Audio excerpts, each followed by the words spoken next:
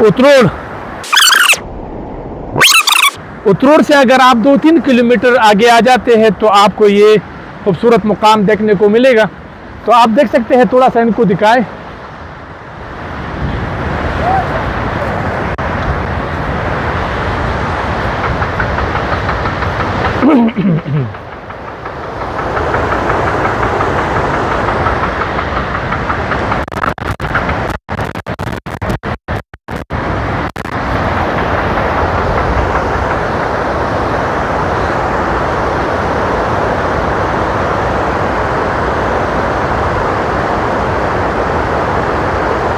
ये पानी बाटगुई पास की तरफ से आता है और बहुत ही ज़्यादा खूबसूरत।